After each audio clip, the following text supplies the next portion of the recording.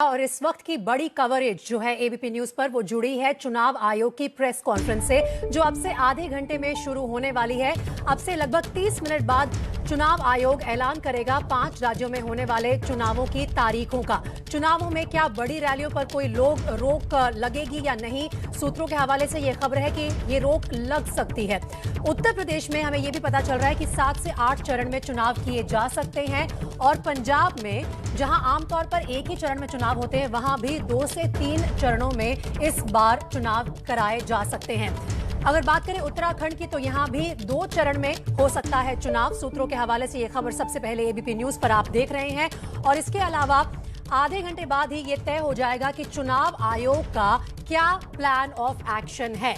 किस तरह से कोरोना काल की तीसरी लहर के दौरान 5 राज्यों में चुनाव कराएगा चुनाव आयोग, ये साफ हो जाएगा अब से लगभग आधे घंटे बाद, जब चुनाव आयोग अपनी प्रेस कॉन्फ्रेंस में ऐलान करेगा इन 5 राज्यों में चुनावों की तारीखों का। कितने चरण में चुनाव होंगे, 2 चरणों के बीच कितना अंतराल होगा, ये सभी बातें गौरतलब होंगी। और साथ ही ये देखना होगा कि क्या यूपी में 7 या 8 फेज में वोटिंग होगी। ये कहा जा रहा है कि ऐसा हो सकता है। इसके अलावा अगर बाकी राज्यों की बात करें, तो खबर यह भी आ रही है सूत्रों के हवाले से कि यूपी में इस बार पूर्वांचल से वोटिंग की शुरुआत संभव हो सकती है।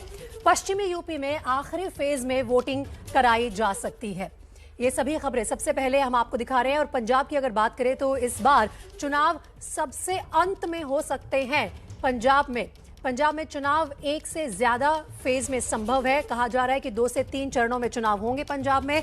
और अगर छोटे राज्यों की बात करें, गोवा हो, उत्तराखंड हो, तो यहां पर 1 फेज में चुनाव कराए जा सकते हैं। ऐसा लग रहा है कि चुनाव आयोग इस पक्ष में है। मणिपुर में भी इस बार 2 फेज में चुनाव होने संभव है। 5 राज्यों में चुनाव होंगे अगले 2 से 3 महीने में, और सभी राज्यों के नतीजे एक साथ ही आ सकते हैं। इस वक्त ये बड़ी खबर और एबीपी न्यूज की बड़ी कवरेज। अब हम आपको ये तुलना देते हैं कि 2017 में कैसे हुआ था चुनाव। लगभग ये सारी स्टेट एक साथ चुनाव में जाती हैं। 5 साल बाद ये साइकिल शुरू होती है। उत्तर प्रदेश में 7 चरणों में वोटिंग हुई थी। अगर 2017 की हम बात करें, तो पहले चरण में पश्चिमी उत्तर प्रदेश में 11 फरवरी को वोट पड़े थे, और उसके बाद 2017 में पूर्वांचल में वोटिंग आखिरी फेज में 8 मार्च को हुई थी। तो यहां से सिलसिला शुरू हुआ था उत्तर प्रदेश का। 5 राज्यों में पहले पंजाब था, गोवा में 4 फरवरी को वोट पड़े थे, लेकिन इस बार कहा जा रहा है कि हो सकता है पंजाब में सबसे आखिर में वोट पड़े। मणिपुर में 2 फेज में 4 और 8 मार्च को वोट पड़े थे। तो ये रहा 2017 का हाल। अगर उत्तराखंड की बात करें, तो वहां 15 फरवरी को एक ही फेज में वोटिंग कराई गई थी। 2017 से 2022 तक सबसे बड़ी बात यह है कि कोरोना है। पंजाब, उत्तराखंड, गोवा में 1 फेज में वोटिंग हुई थी 2017 में। क्या यह संभव होगा इस साल, कहना मुश्किल है। सभी 5 राज्यों के नतीजे 11 मार्च 2017 को एक साथ डिक्लेयर किए गए थे। इस बार भी यही कहा जा रहा है कि सभी 5 राज्यों के नतीजे एक ही दिन सुनाए जाएंगे, लेकिन उससे पहले कितने चरणों में किस राज्य में चुनाव होगा, ये अब से थोड़ी देर में साफ हो जाएगा।